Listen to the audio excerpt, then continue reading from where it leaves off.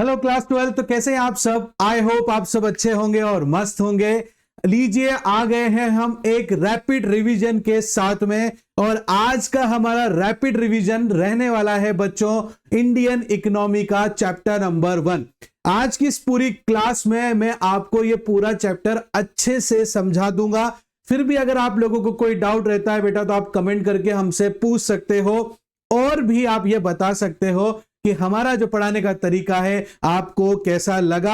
ये कमेंट करके जरूर बताना, आपको पीडीएफ भी वहां पर मिल जाएंगे बच्चों। तो चलिए स्टार्ट करते हैं और समझते हैं हमारे इस रैपिड रिवीजन के अंदर ईव ऑफ इंडिपेंडेंस के बारे में। तो ईव ऑफ इंडिपेंडेंस क्या होता है बेटा? तो देखिए बेटा, यहां पर इसको हमने इस चैप्टर को 3 पार्ट में डिवाइड किया है बेटा। Before the British rule, during the British rule और on the eve of independence. मतलब यहां पर जो हमारा भारतीय अर्थव्यवस्था है वो कैसी थी अंग्रेजों के आने से पहले, अंग्रेजों के दौरान में और अंग्रेजों के जाने के बाद, मतलब आजादी के ठीक थोड़े दिन पहले कैसी हालत थी भारत की, उसके बारे में आज हम यहां पर समझने वाले हैं बेटा। तो चलिए स्टार्ट करते हैं और उसको समझते हैं बच्चों। तो पहले मैं यहां पर ले रहा हूं बिफोर कॉलोनियल रूल। देखो बेटा, कॉलोनियल रूल, जब भी आप किसी से पूछोगे कि सर कॉलोनियल रूल क्या होता है, तो सब आपको यही बोलेंगे कि colonial rule equal to Britisher rule. देखो बेटा, कॉलोनियल रूल मतलब ब्रिटिश रूल तो है, बट वो इंडिया के लिए है। वो कैसे? क्योंकि कॉलोनियल रूल का मतलब होता है कि कोई भी पावरफुल इकोनॉमी किसी भी वीक इकोनॉमी के ऊपर कंट्रोल कर लेती है, तो उसे ही कॉलोनियल रूल कहा जाता है। और भारत के अंदर ब्रिटिश रूल, जो ब्रिटिश इकोनॉमी है उसी ने कंट्रोल किया था, इसीलिए कॉलोनियल रूल भारत के लिए ब्रिटिशर्स रूल होता है। तो भारत में ब्रिटिशर्स के आने से पहले क्या सिचुएशन थी? तो देखो बेटा, यहां पर प्रोस्पिरियस इकोनॉमी थी, बहुत बढ़िया इकोनॉमी थी, और क्या नाम से यहां पर सेल्फ रिलायंट थे, और यहां पर भारत जो है खुद पर निर्भर था, और सारी इकोनॉमी बहुत अच्छे से रन करती थी, खुशहाल इकोनॉमी थी, रिसोर्सेज का भंडार था भारत के अंदर, और सेल्फ रिलायंट था। सबसे बड़ी बात यह है। एग्रीगेट इकोनॉमी, भारत की इकोनॉमी ज्यादातर जो है अपना जो रेवेन्यू अर्न करती थी बेटा, वो रेवेन्यू अर्न करती थी सिर्फ और सिर्फ किस वजह से बेटा? एग्रीकल्चर इकोनॉमी से। यहां पर भारत का 75% से ज्यादा जो क्या कहते हैं, 75% से ज्यादा जो पॉपुलेशन थी वो एग्रीकल्चर के ऊपर डिपेंडेंट थी बेटा। और ऐसे ही बेटा, इसीलिए इसे एग्रीगेट इकोनॉमी कहते थे, क्योंकि भारत की जो अर्थव्यवस्था थी उसको ज्यादातर संभाल किसने रखा था? एग्रीकल्चर सेक्टर ने संभाल रखा था। इसलिए भारतीय अर्थव्यवस्था को भारतीय अर्थव्यवस्था मतलब इकोनॉमी को जो है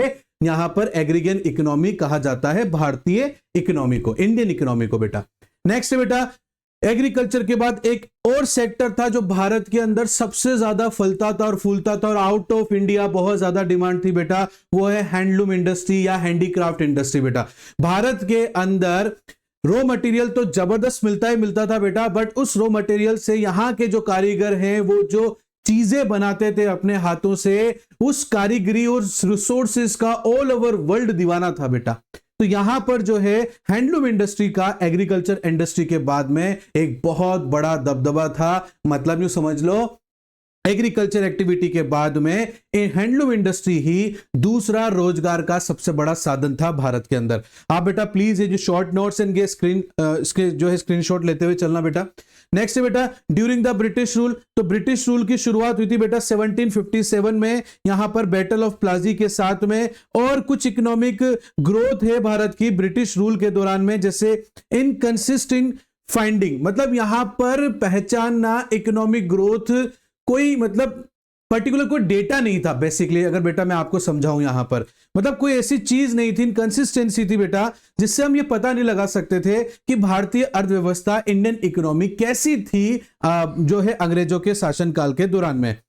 यहां पर देखो बेटा, एफर्ट्स बाय इंडिविजुअल, इस डेटा को एनालाइज करने के लिए बहुत सारे भारतीय जो लोग हैं उन्होंने यहां पर एफर्ट्स लगाए, जैसे यहां पर जो है VKRV राव ने लगाए, दादा भाई नरोजी ने लगाए बेटा, और क्या कहते हैं सुरेश शिंदे ने लगाए बेटा। बट हम जिनकी थ्योरी को ज्यादा समझते हैं बेटा, तो वो है VKRV राव। तीसरा, नो ऑफिशियल एस्टिमेशन, कोई डेटा मेंटेन करके कभी भी ब्रिटिशर्स ने भारत का नहीं रखा कि भारतीय इकोनॉमी कैसी थी उस दौरान में, इसका कोई उन्होंने डेटा कभी भी एनालाइज करके नहीं रखा इसलिए नहीं ना बेटा, क्योंकि कुछ सुधारना तो था ही नहीं। जब सुधारना ही नहीं था तो कैसे यहां पर जो है जो डेटा मेंटेन करेंगे बेटा। नेक्स्ट एक्यूरेसी चैलेंजेस बेटा, ये जो है बेटा बहुत इंपॉसिबल था लेवल ऑफ इकोनॉमिक ग्रोथ भारतीय इकोनॉमी के अंदर। मतलब यहां पर जो अर्थव्यवस्था थी भारतीय इकोनॉमी की बेटा, एक्यूरेसी चैलेंजेस के अंदर एक बहुत बड़ा चैलेंजेस था बेटा। ऑब्जर्वेशन बेटा लास्ट में बताऊंगा बेटा कि भारतीय अर्थव्यवस्था इंडियन इकोनॉमी की बड़ी बुरी हालत थी ब्रिटिशर्स के दौरान में। इज दैट क्लियर बच्चों?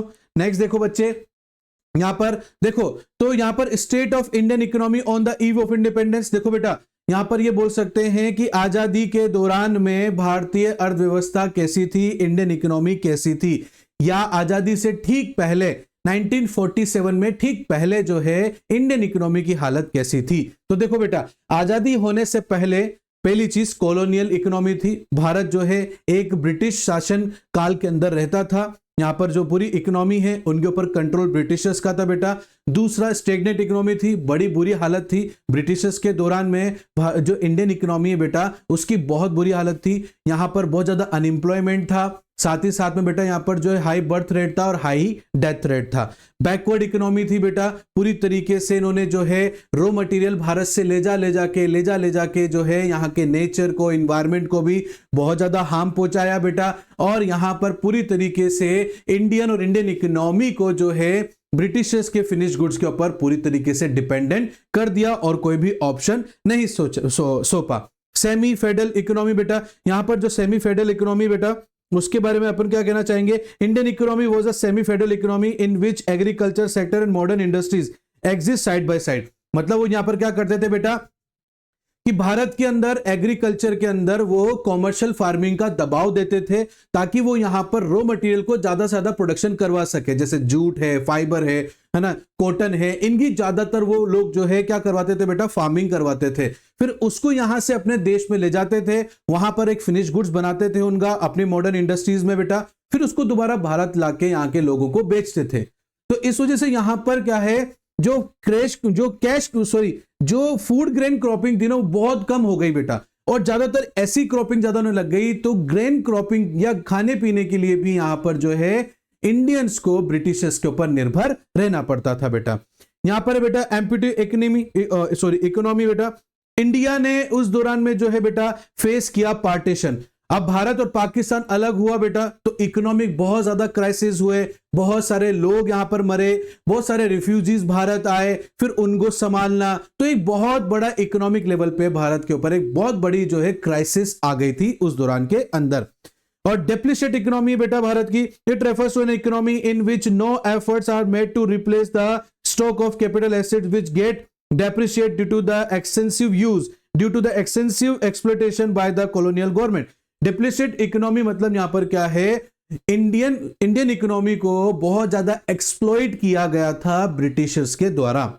मैंने बताया ना बेटा ब्रिटिशर्स यहां क्या करते थे, रॉ मटेरियल को जबरदस्ती जो है एक बहुत बड़े पैच ऑफ एग्रीकल्चर लैंड पे उगवाया करते थे और फिर उसके बाद में जो है बेटा उसे अपने देश में ले जाते थे। उन्हें इससे कोई लेना देना नहीं था कि उससे जो है लैंड की, सॉइल की फर्टिलिटी खत्म होगी, एनवायरमेंट हार्म होगा या फूड ग्रेन नहीं होगा तो लोग कैसे जिएंगे, लोगों का इनकम सोर्स क्या रहेगा, कुछ नहीं लेना देना था। वो सिर्फ और सिर्फ अपनी इकोनॉमी को बढ़ाने के लिए भारतीय इकोनॉमी को खराब करे जा रहे थे। तो कुछ ऐसी हालत थी आजादी से पहले भारत की।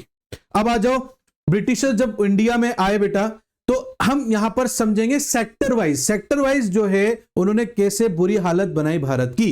देखो बेटा यहां पर जनरली हर कंट्री के लिए 3 सबसे बड़े इंपॉर्टेंट सेक्टर्स हो सकते हैं, जैसे कि एग्रीकल्चर है, जैसे कि इंडस्ट्रियल सेक्टर है, टर्शियरी सेक्टर है। बट बेटा यहां पर जो है आजादी के दौरान में हम 3 सेक्टर्स यहां पर पढ़ने वाले हैं। पहला है एग्रीकल्चर सेक्टर, दूसरा इंडस्ट्रियल सेक्टर और तीसरा है फॉरेन सेक्टर। ठीक है ना। तो बेटा ऐसा नहीं है फॉरेन सेक्टर जो है या फॉरेन ट्रेड जो है हम लोग आजादी के बाद, आजादी के पहले से या ब्रिटिशर्स के आने के बाद में हमने करना चालू करा। हम ब्रिटिशर्स से पहले भी फॉरेन ट्रेड करते थे क्योंकि भारत का रॉ मटेरियल के अंदर नाम चलता था।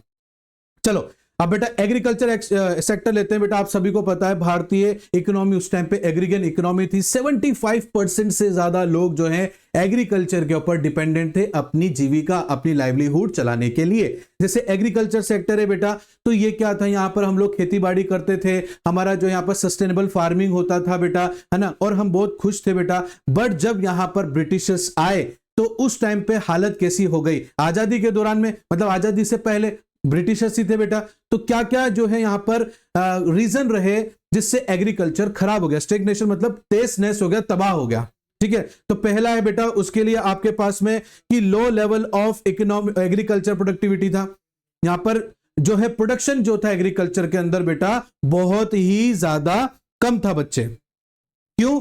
क्योंकि हम लोग नेचर पे ज्यादा डिपेंडेंट थे, मॉडर्न फार्मिंग हम लोग करते नहीं थे, इरिगेशन फैसिलिटीज नहीं थी, तो ये सब नहीं था, हम लोग पूरी तरीके से नेचर के ऊपर डिपेंडेंट थे बच्चे। तो इस वजह से यहां पर क्या है, जो प्रोडक्शन होता था वो बहुत ज्यादा ही कम होता था बेटा। दूसरा बेटा लैक ऑफ इन्वेस्टमेंट, यहां पर जो है एग्रीकल्चर के अंदर इन्वेस्टमेंट कोई नहीं करता था, यहां पर जमींदारी सिस्टम चलता था। यहां पर ब्रिटिशर्स जो है जमींदार के ऊपर फोर्स करते थे कि देखो तुम जमींदार जब ही रहोगे जब मुझे तुम जो है इन सभी लैंड का एक रिवेन्यू मुझे दोगे। तो यहां पर जमींदार क्या करता था, क्योंकि यहां पर ब्रिटिशर्स उनसे एक फिक्स अमाउंट पे रिवेन्यू मांगता था उन सभी लैंड्स के ऊपर। तो जैसे सपोज करो, जैसे ब्रिटिशर्स ने बोला कि मेरे को 20% हर सालाना आपसे रिवेन्यू चाहिए, तो यहां पर जो जमींदार है वो क्या करता था, 30% मांगता था, 10% खुद रखता था, 20% जो है ब्रिटिशर्स को देता था। अब वो 10% जो क्या करता था जमींदार, अपनी लग्जरियस लाइफ को मेंटेन करने में उन पैसों को खर्च करता था। और ब्रिटिशर्स भी क्या करते थे, इन पैसों से अपने वॉर इक्विपमेंट्स खरीदते थे, वॉर में जो खर्चा होता था उसको पूरा करते थे बेटा। मतलब बेसिकली दोनों लोगों ने कभी भी एग्रीकल्चर को आगे बढ़ाने के बारे में नहीं सोचा, इसलिए वहां पर जो है एग्रीकल्चर ज्यादा प्रोडक्शन इसलिए नहीं कर पाता था क्योंकि वहां पर हमेशा इन्वेस्टमेंट की कमी रहती थी बेटा।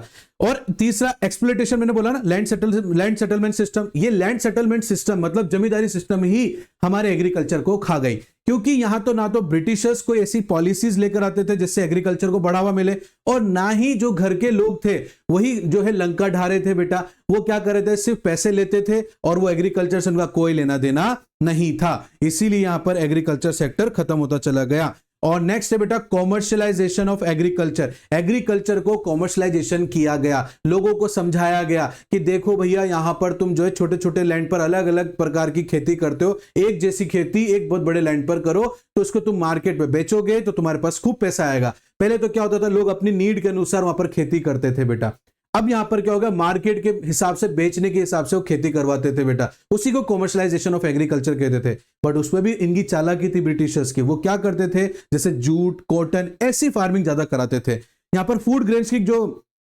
फार्मिंग है वो कम होती थी बच्चे, सारी बात समझे बेटा आपको। उससे क्या होता था, फूड ग्रेन कम होता था हमारे देश के अंदर, जिससे स्टारवेशन फैलता था, हमारी डिपेंडेंसी बढ़ती थी ब्रिटिशर्स के ऊपर। तो ये कुछ रीजन थे बेटा जिस वजह से एग्रीकल्चर सेक्टर जो है भारत के अंदर बहुत धीरे धीरे खत्म होता चला गया बच्चों। क्लियर हुआ बच्चे? देखो अगर फिर भी कोई डाउट आए बच्चे तो आप मेरे से पूछ सकते हो, और ये आप स्क्रीनशॉट ले लो बेटा, ये आपके एक तरह से शॉर्ट नोट्स रेडी हो जाएंगे। ऐसे इंडस्ट्रियल सेक्टर था बेटा। अब इंडस्ट्रियल सेक्टर कैसा था, देखो तो इंडस्ट्रियल सेक्टर को भी खराब किया, अच्छा करने के लिए तो कुछ भी नहीं आए थे ब्रिटिशर्स यहां पर बेटा, ठीक है ना। वो तो क्या चाहते थे कि बस हम कैसे ना कैसे करके भारतीय लोगों को अपने ऊपर डिपेंडेंट कर लें, तो ऑटोमेटिकली क्या हो जाएगा, हम यहां पर इनकी इकोनॉमी को पूरी तरीके से कंट्रोल कर लेंगे। अब इन्होंने एग्रीकल्चर सेक्टर खत्म करने के बाद में देखा कि भारत के अंदर दूसरा सबसे बड़ा रोजगार देने वाला जो सेक्टर है वो इंडस्ट्रियल सेक्टर है, और ये इतना जबरदस्त सेक्टर है कि अगर हम हमारी इंडस्ट्री यहां पर खोलेंगे तो ये जो इनका प्रोडक्ट है ये एक दिन भी हमारे प्रोडक्ट को टिकने नहीं देगा, क्योंकि इनकी जो क्वालिटी है, जो इनकी बनावटें हैं, और जो इनकी जो कहते हैं ना उसको क्वालिटी है वो बहुत जबरदस्त है। उसके सामने ब्रिटिशर्स सोच रहे हैं सर, उसके सामने हमारा प्रोडक्ट नहीं चल पाएगा। तो उन्होंने क्या सिस्टमैटिकली इंडस्ट्रियल सेक्टर को, हमारी हैंडलूम इंडस्ट्रीज को खत्म करने के बारे में सोचा। कैसे सोचा बेटा, सिस्टमैटिक डी इंडस्ट्रियलाइजेशन करा। इन्होंने देखा कि इसको खत्म कैसे किया जाए, तो उन्होंने एक स्कीम करी। इन्होंने क्या करा, इन्होंने जो है भारत से रॉ मटेरियल ले जाना चालू करा।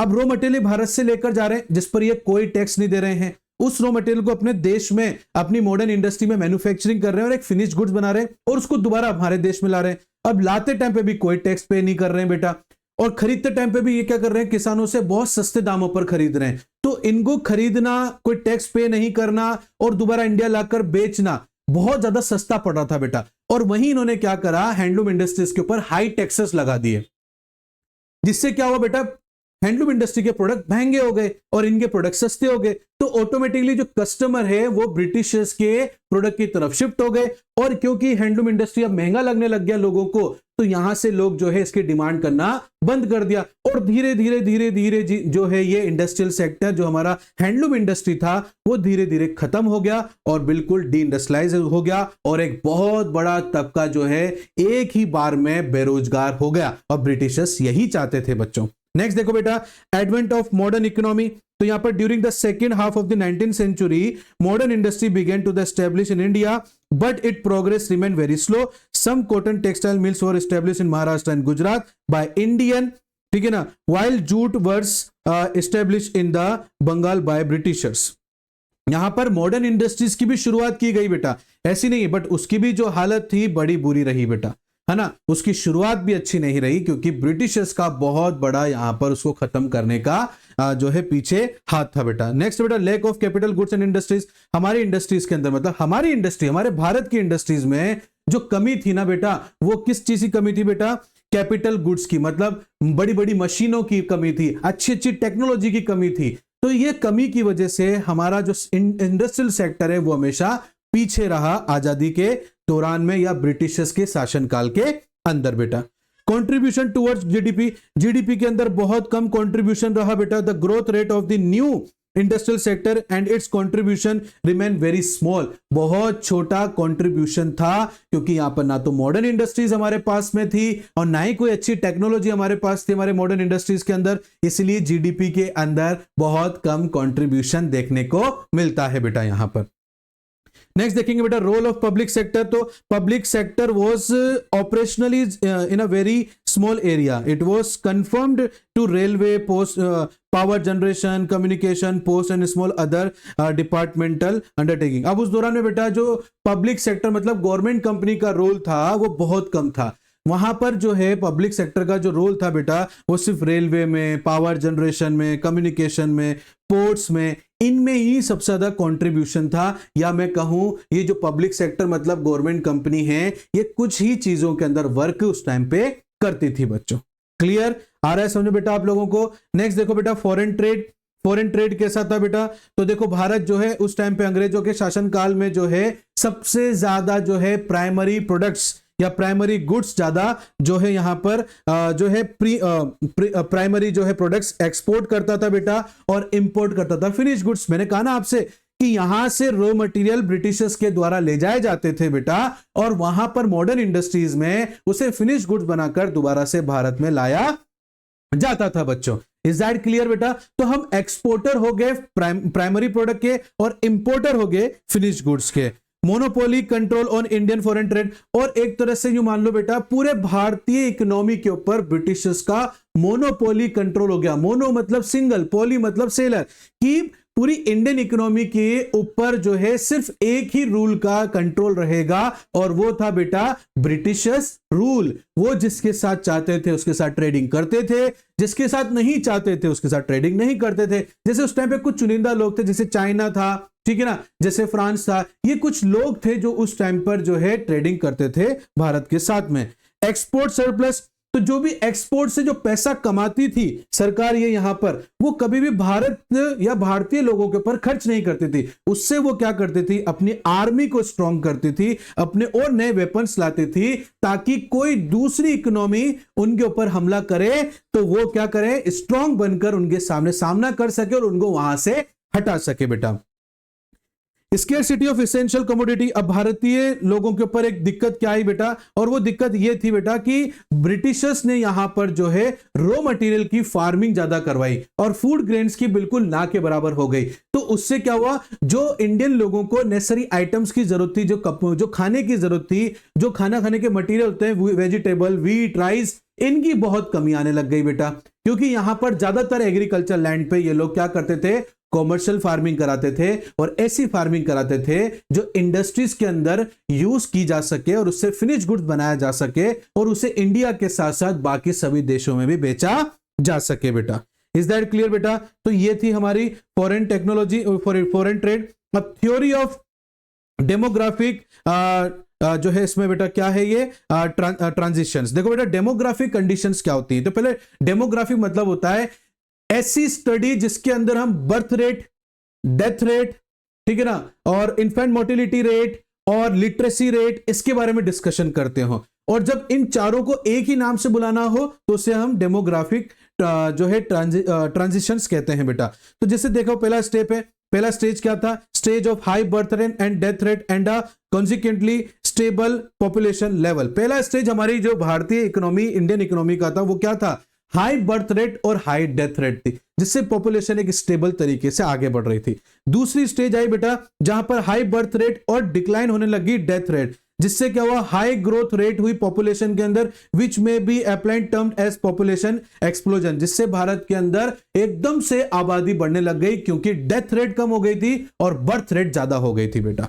तीसरी स्टेज है बेटा of low birth rate and death rate and consequently low growth rate of population. फिर तीसरी स्टेज है बेटा जहां पर बर्थ रेट भी कम हुई और डेथ रेट भी कम हुई, जिससे जो है ग्रोथ रेट पॉपुलेशन की कम हुई, जो रेट है पॉपुलेशन की वो डिक्लाइन होना स्टार्ट हो गई बेटा। अपॉर्चुनिटी के सामने बेटा हमारे पास में अपॉर्चुनिटी स्ट्रक्चर अगर अपन पढ़े बेटा तो इसमें अपने सामने जो है दो चीजें थी बेटा। पहली थी pre dominance of primary occupation और दूसरा था रीजनल वेरिएशन। देखो बेटा यहां पर pre dominance of primary occupation मतलब यहां पर क्या है? 75% आबादी जो है एग्रीकल्चर के ऊपर डिपेंडेंट थी, वहीं रिमेनिंग 25% जो आबादी थी बेटा वो क्या डिपेंडेंट थी बेटा? वो डिपेंडेंट थी इंडस्ट्रीज के अंदर। जो रीजन वेरिएशन थे, जो साउथ का इलाका था, वहां के ज्यादातर लोग जैसे आंध्र प्रदेश हो गया, कर्नाटका हो गया, यहां के लोग जो है सेकेंडरी सेक्टर के साथ ज्यादा जुड़े हुए थे बेटा, और नॉर्थ जो लोग थे वो एग्रीकल्चर एक्टिविटी में ज्यादा जुड़े हुए थे।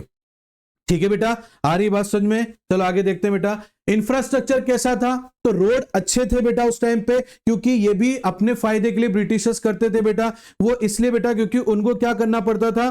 The road that were build primary served the interest mobility the army and the shift of raw material. अब रोड तो उनको अच्छे करने ही करने बेटा। अब रोड अच्छे क्यों करने हैं बच्चे? रोड अच्छे इसलिए करने हैं सर क्योंकि इनको जो है पोर्ट्स तक, जहां पर जहाज, पानी के जहाज खड़े होते हैं, वहां तक रॉ मटेरियल ले जाना था। अपनी आर्मी को शिफ्ट करने में रोड्स काम आते थे, तो रोड तो ये अच्छे करने थे बेटा।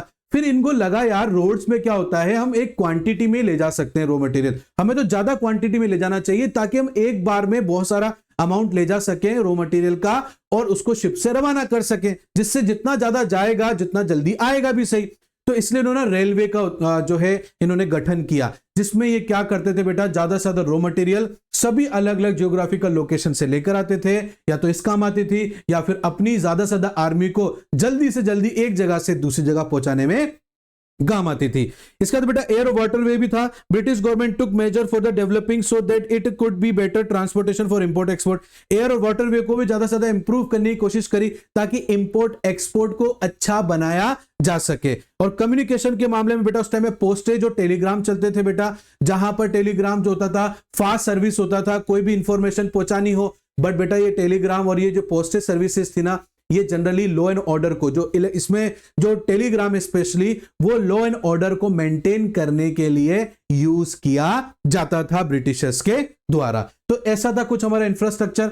और जो इन्होंने काम किए बेटा, इससे भारत को भी कहीं ना कहीं बाद में, आजादी के बाद में, कोई इसके पॉजिटिव इफेक्ट्स भी देखने को मिले। जैसे इन्होंने हमें मॉनिटरी सिस्टम सिखाया कि भाई पैसा क्या होता है, पैसे को कैसे चलाया जाता है, क्या सेंट्रलाइजेशन सिस्टम होता है मॉनिटरी का, वो हमें इनसे सीखने को मिला। तो ये एक पॉजिटिव एफर्ट्स थे ब्रिटिश रूल के दौरान इंडिया के लिए, जो बाद में फायदेमंद रहे। दूसरा बेटा development of means of transportation. हमें यह समझ में आ गया कि हमें ट्रांसपोर्टेशन को अच्छे से डेवलप करना पड़ेगा, तभी जाकर हम बाकी जो सेक्टर्स हैं, बाकी जो बिजनेसेस हैं, बाकी जो इंडस्ट्रीज हैं, बाकी जो एग्रीकल्चर है, उसे हम अच्छे से डेवलप कर सकेंगे और इन प्रोडक्ट की हर जगह मोबिलिटी भी करवा सकेंगे बेटा। पॉलिटिकल और इकोनॉमिकल यूनिफिकेशन ऑफ इंडिया, कि भारत में पॉलिटिकल जो है कैसा होना चाहिए, इकोनॉमिकल कैसा होना चाहिए, ये ब्रिटिशर से सीखा। ठीक है ना। चेक ओवर फेमिन्स, ठीक है बेटा। तो जैसे रोड्स एंड रेलवेज जो है develop by the British worker as a great check on occasions and implement of the, क्योंकि आज के टाइम पे यही चीज जो है भारतीय अर्थव्यवस्था की बैकबोन बनी हुई है बेटा। इफिशिएंट सिस्टम और एडमिनिस्ट्रेशन, लो कानून जो है बनाए गए, हमने इनसे सीखा बेटा कि किस तरीके से एडमिनिस्ट्रेशन बनाना चाहिए और किस तरीके से एग्जीक्यूट करना चाहिए, ताकि आगे जाके कोई भी अदर इकोनॉमी हमारे ऊपर दोबारा से कंट्रोल नहीं कर सके बच्चे। आई होप बेटा ये आपका जो चैप्टर है बेटा मैंने फिनिश कर दिया है बेटा। आई होप ये रैपिड रिवीजन में आपको काफी अच्छा समझ में आया होगा बेटा। फिर भी अगर कोई डाउट रहता है तो आप मेरे से कमेंट करके पूछ सकते हो बच्चे। ये आपका चैप्टर यहां पर खत्म हो गया है। अभी हमारा चल रहा है बेटा रैपिड रिवीजन। यहां पर हम जल्दी जल्दी इंडियन इकोनॉमी और मैक्रो इकोनॉमिक्स का रिवीजन करेंगे और इस 1 से 1.5 महीने के अंदर ये पूरा रिवीजन कंप्लीट करके बेटा हम लोग चैप्टर वाइज यहां पर PYQ क्वेश्चंस भी लेकर आने वाले हैं। तो मतलब एग्जाम तक आपके लिए बहुत कुछ इस चैनल पे आने वाला है। आप इस चैनल को जल्द से जल्द सब्सक्राइब कर लो बेटा, ताकि आपको हर चीज टाइम पर मिल सके और जो आपका टारगेट है 12th में अच्छे मार्क्स लाने का वो आपका कंप्लीट हो सके। हम टिल एग्जाम तक आपकी मदद करेंगे बेटा। इसी तरीके से रैपिड रिवीजन कंप्लीट होते ही आपके लिए और भी PYQ की एक अच्छी सी सीरीज हम लोग लेकर आएंगे। बने रहिए हमारे साथ में, तब तक के लिए thank you and bye bye बच्चों।